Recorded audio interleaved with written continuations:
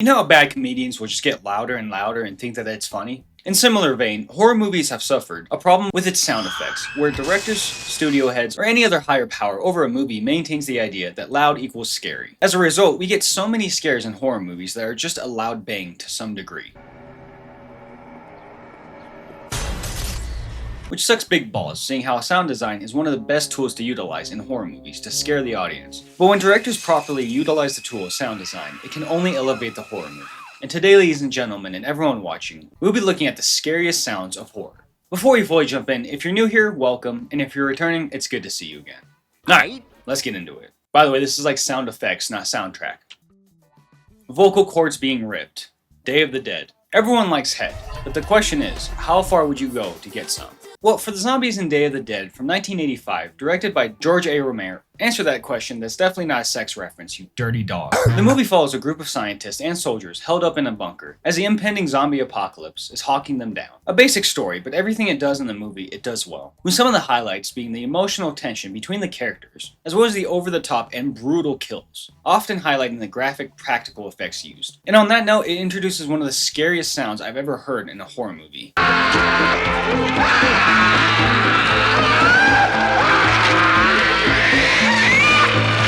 The scream's pitch getting higher and higher and more strained as he's getting his head pulled apart. It's just the icing on the cake for this brutal, amazing show of practical effects in this man's death. The practical effects of his skin, muscles, and tendons ripping are uneasy as hell, and that artwork with the kill is a perfect example of how the movie is. It is gritty as hell, and all the kills get enhanced with amazing screams of agony and death, creating such a visceral scene, making the third film in the Living Dead series even more memorable.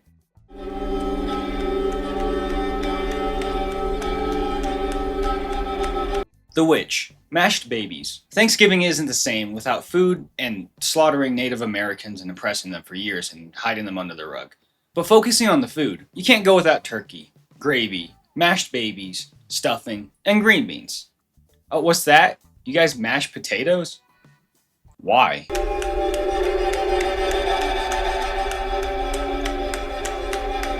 2015's The Witch, directed by Robert Eggers, is a folk horror mystery following a Puritan family who was recently banished from their community because of the eldest daughter in the family. Thomason was accused of witchcraft, and if you weren't aware of it, back in the day, misogyny and religious extremism was rampant. Many women were accused of witchcraft simply so the community could punish said accused, and accusations could spawn from literally anything like, "This lady turned me down so she's a witch," to something just as dumb like, "This lady said that it was gonna rain today and now it's raining. Witch!" You know, stuff like that. And that context is important when going into this movie. As in The Witch, it pays attention to detail when it comes to historical accuracy. Because witches are real. And if there's any watching, you should definitely call me. Please, I need this! But that historical accuracy wasn't a joke, at least when it comes to a movie about a witch. That being said, The Witch is just like surface level, as the movie does go into how women were mistreated and falsely accused for various reasons. Religion being the heaviest theme throughout, while also being one of the best atmospherical horror pieces I have ever seen. As throughout the movie, the audience as well as the family slowly realize that the malevolent powers that they were accused of are in fact real. And that's just like the horror aspect. The movie is a great character piece, as we see members of the family all reacting differently to the happening, as Merriam-Webster would say. And those tensions and suspense built throughout finally climax to the point, and spoiler alert for like a 11-year-old movie, which some people were born back in like when The Witch came out, and if you're watching this and you were born that year, get the fuck out of here. I don't want to feel old. People younger than me don't exist. But yeah, y'all had time to watch this movie. The movie culminates to reveal that witchcraft is quite real, and throughout the whole movie, the family has been haunted by higher powers, and haunted meaning getting murdered. Corruption. Thou art my father. And a baby isn't safe in the ruthlessness. And here's a hot take, but if a horror movie introduces a baby or like a child, and then they don't kill the f***ing baby or the child when there's clearly some sort of higher power that can just wipe out the earth, you're a bitch. I'm not saying I want to see children and babies die in horror movies. I'm not saying that. I'm just saying, if you're going to introduce something to bring the stakes up, be okay with the stakes getting dropped. You know, and I don't think it's constantly... What's the f*** is that noise? Oh yeah, perfect example.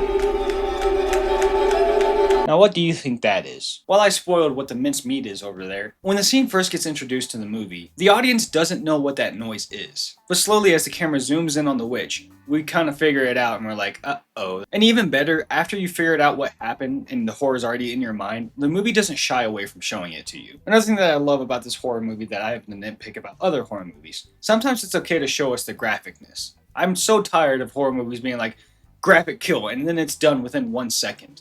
Like, come on. I want to see blood. I want to see guts. It just induces cringe by not revealing what it is right away. I love it.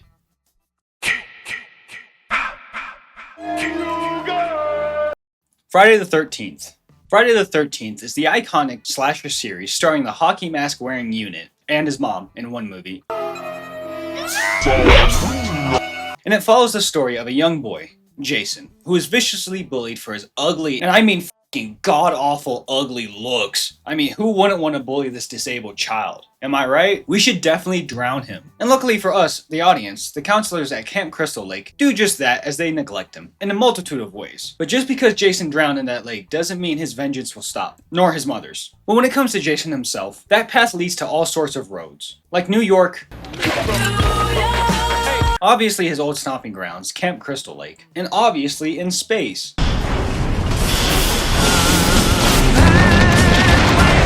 In all of the movies we watch as teenagers slowly get hunted down by the masked killer, and as the franchise progressed, it had multiple differing themes. And what I mean by that is like almost every generation felt like a new kind of take on Jason. At the beginning, Jason was much more like an 80s slasher, focusing on practical effects and having the slasher be more mysterious than being in your face. As time went on, audiences began to love the character, so they put Jason more on screen. But in doing so, they kind of made him more cheesy. And then, all of a sudden, they just turned him into a fucking unit again, and had him tying people up in sleeping bags and burning them alive.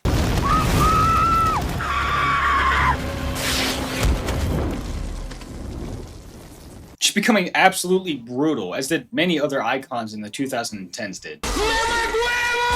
In Friday the 13th and all of those murderous adventures, amazing shots of practical effects are seen throughout, with innovative and creative kills. And besides Jason and the hockey mask, one of the staples of the Friday the 13th series. Another staple is the amazing soundtrack and sound design to go with it. The series introduces one of the most iconic and also scary sound effects in horror. It's a sharp sound, getting the audience's attention, and paying off with an eerie whisper effect, warning that inevitable death is near. And every movie has a different iteration of it, but they all stick to the roots. An iconic sound that symbolizes an iconic baddie. I love it.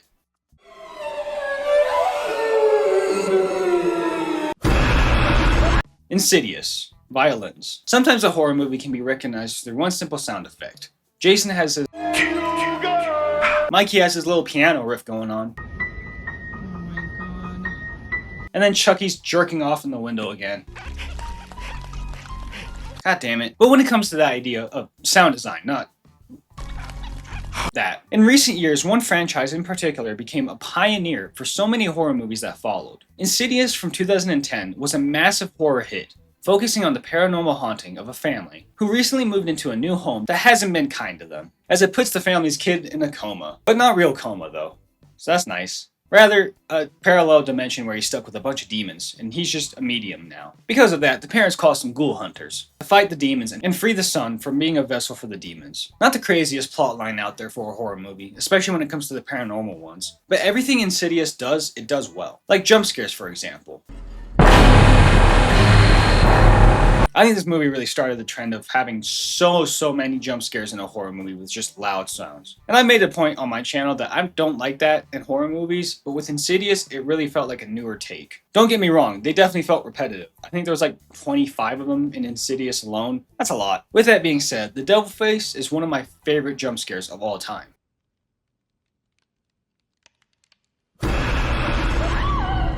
And I love whenever people are like, I like this scare in horror movies, and then other people are like, that's not scary. F off. Never said it had to be scary, it's just cool. And you can suck my small, with all the many reasons that this James Wan jump scare ridden horror movie became so notorious, one of them is the sound design. And while I'm going to be focused on the violins today, we have to acknowledge this franchise revamped a music career and pretty much just started a trend for the rest of horror movies to do with one simple song. Tiptoe Through the Tulips was pretty much modernized with Insidious. And for good reason. The song is creepy as hell.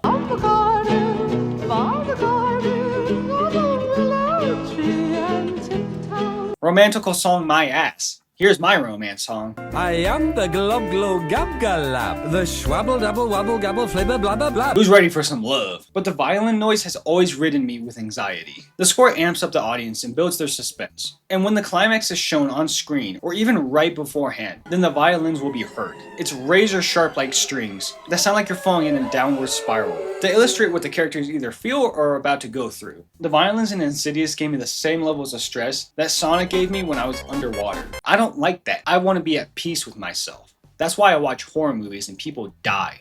And those were some of my picks for the best sound effects in horror movies. Did I miss one of your favorites? Let me know down below which sound scratched your balls, where it was pretty much a little pinch instead of the scratch, so it felt good. If you enjoyed this video, then leaving a like really helps me out. If you think I earned your subscription, then make sure you hit subscribe before you head out. Alright, that's enough yapping for today. I'll see you guys next week.